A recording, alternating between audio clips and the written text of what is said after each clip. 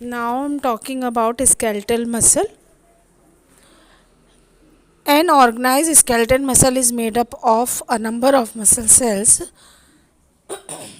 or fibers grouped into bundles called fascicles.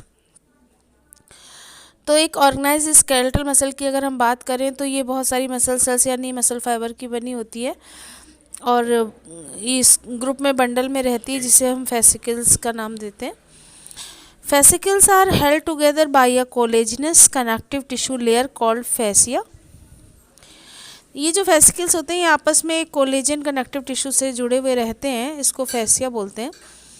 Each muscle fiber has a number of muscle fiber or cells with a membrane called sarcolemma that encloses the cytoplasm called sarcoplasm.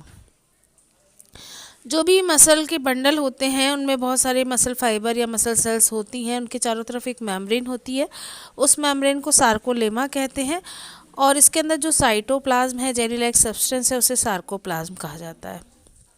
Sarcoplasm contain mitochondria that is known as sarcosomes, endoplasmic reticulum that is known as sarcoplasmic reticulum, and many thin parallelly arranged filamentous structure called myofibrils or myofilament.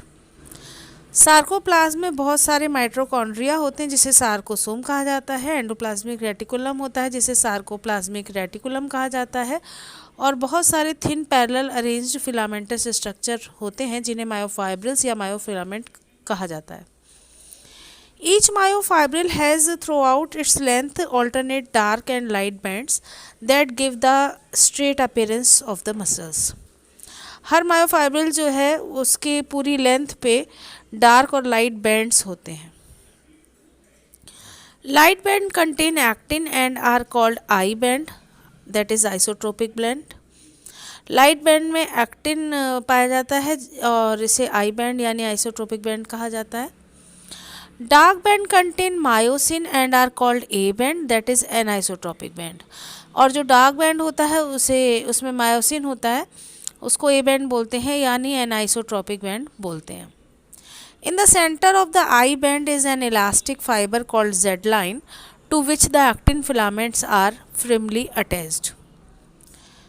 I band के centre पे एक elastic fibre की Z line होती है जो actin filament जहाँ पे फ्रिमली attached होता है.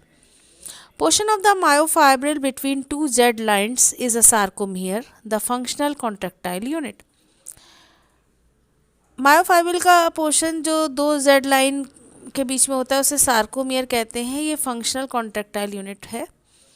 In resting stage the edges of thin filament on either side of A band that is thick filament partially overlap the free end of the thick filament. Resting stage में thin filament का जो किनारा होता है उसके दोनों तरफ A band जिसको जो थिक फिलामेंट है वो पार्शली ओवरलैप रहता है, ढका रहता है फ्री एंड से थिक फिलामेंट के. Central part of A band that is thick filament not overlapped by thin filament is called H zone. A band का जो सेंटर का पोर्शन होता है बीच का थिक फिलामेंट ए बैंड को बोलते हैं, वो ओवरलैप नहीं होता थिन फिलामेंट से, जहाँ पर उस जगह को एच जोन कहा जाता है.